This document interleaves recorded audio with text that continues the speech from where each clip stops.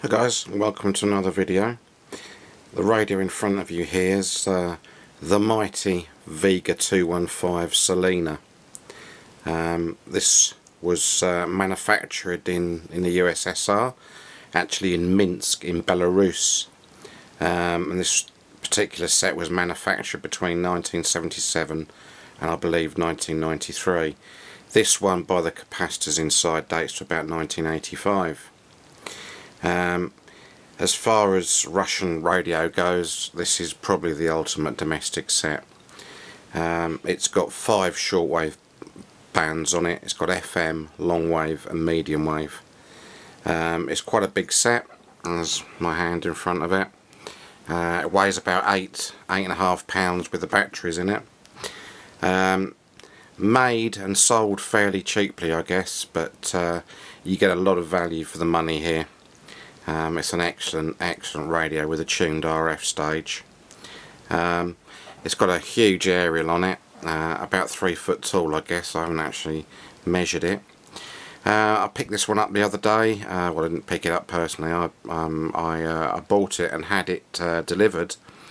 The delivery company thought it would be a good idea, and the best way to get it to me was to drop it over an 8 foot high fence onto some paving slabs. What that actually did, you can see a little bit of damage here. That split the cabinet joints here and here. Popped the tuning meter.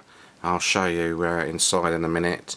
And the worst thing is the ferrite rod aerial has popped out, and it's sort of, as it's rolled down, it's unrolled one of the coils, which I'll show you what a mess that is. With some trepidation, I put some batteries in it, checked inside to make sure there was no loose wires or anything stupidly touching something else, switched it on, and it worked absolutely perfectly. I think it might be out of alignment slightly as regards the dial pointer.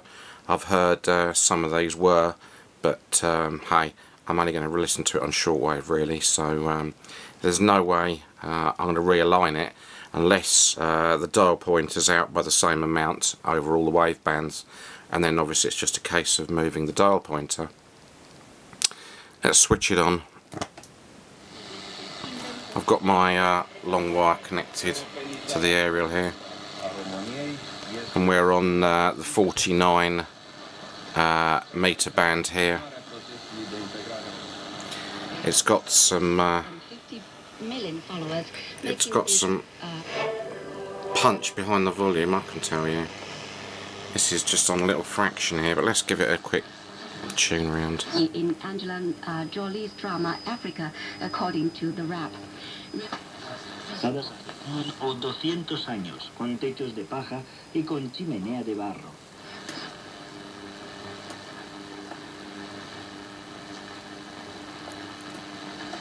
Shouldn't get much around here really.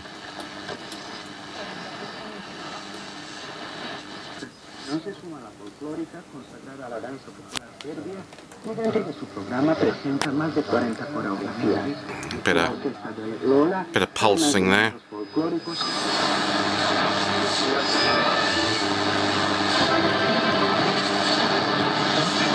Con el tiro con arco o una visita al taller de un artesano. Agililor dreptului internațional. Odată și un avertisment la adresa celor care amenință. Who discovers? So yeah, very sensitive set. Obviously it's got a tuning strength meter here. That's the on-off switch.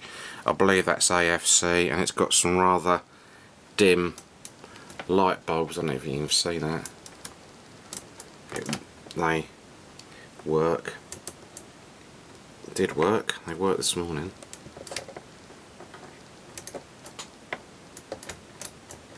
Let's look at that. They were working this morning. Idiot. Radio needs to be on, doesn't it, Andrew, you idiot? So there's the light bulbs. You can focus in on that. Yeah, you can't really see them.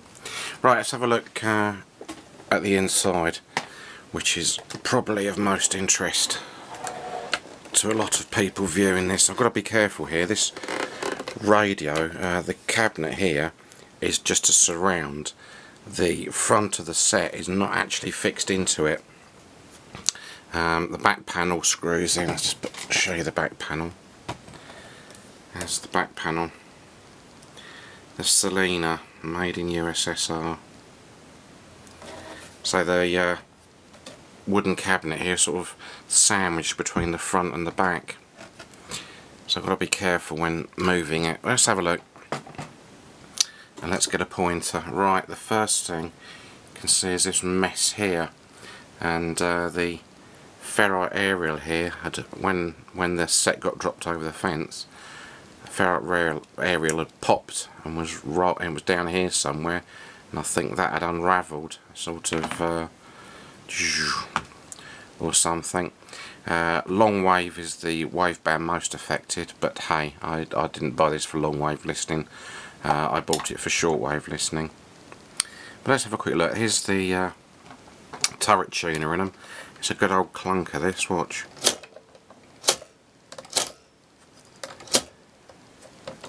There's no armalite in this. One thing you got to watch with these is these contacts can get tarnished. So what I've done is just put some tiny little bit of metal polish and just polish them up slightly. There's an IC in it somewhere. See this heat sink here? There's an IC just behind that. Otherwise there's 19 transistors in it. It's actually mains powered. It's got a funny mains lead, which weren't the best evidently when even when new. I won't be powering this on mains. The transformer I think somewhere down there. And these must be the power supply caps. So the one's dated May, this one 0585. This takes 6 D cells. That's the FM tuner module there. A lot of people say these don't work too well on FM, but if I can just 1, 2, 3, is that FM?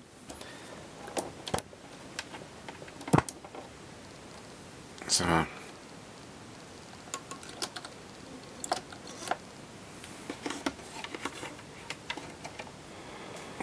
that's not FM, is it? One more. There you go, that's FM. Right.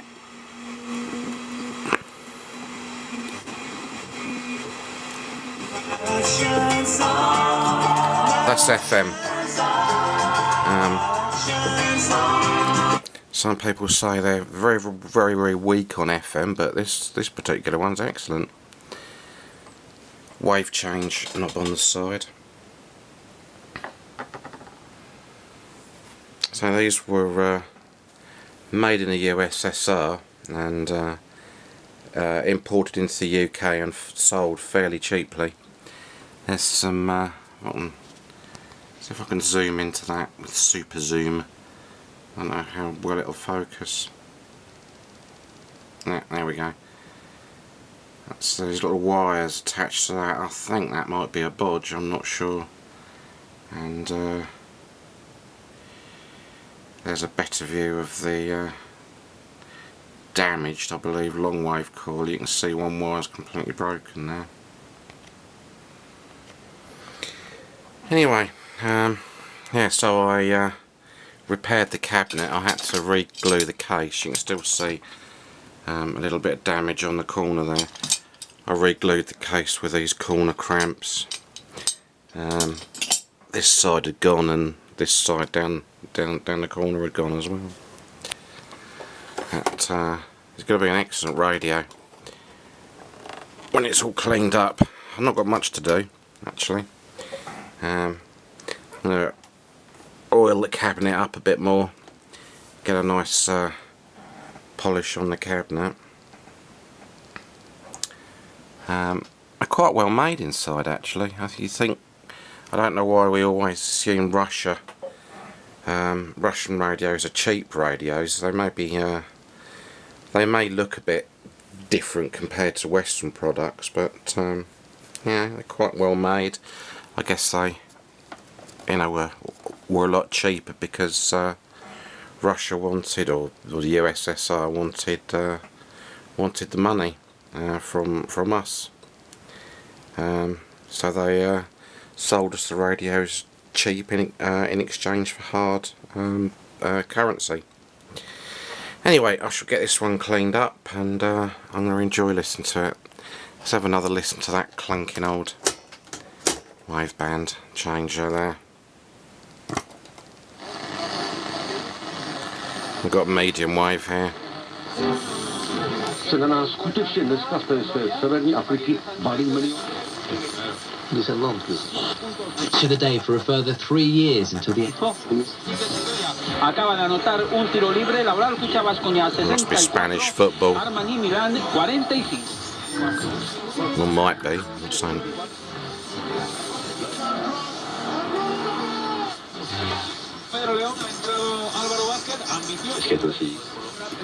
Right. That's BBC, the loud one.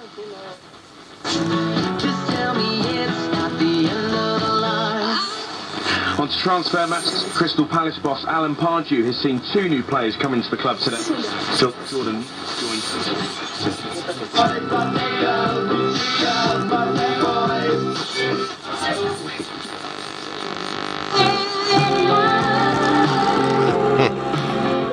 That volume's about a quarter of the way up. One last thing, see this speaker cloth bit behind here. You notice that is black there and this is not. That's a tan. I'm not sure whether that speaker cloth would have been black at one time and has just got bleached from the sun. What I tend to do is to repair things like that, or to make them look a bit better, is use this shoe scuff liquid polish, and I use it to tidy up speaker cones if they're visible. It dries very, very quickly. It's not a paint as such, it's more of a dye, and I use it quite a lot on black radio bits like this this Hacker Sovereign here.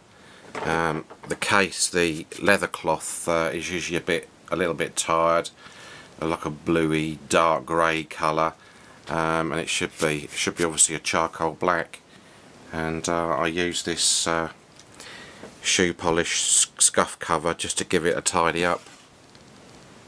That's just one example of what I use it for. Anyway, I'm not talking about Hacker radios today, which I have got quite a lot, by the way. Anyway, thanks for watching this video. Bye bye.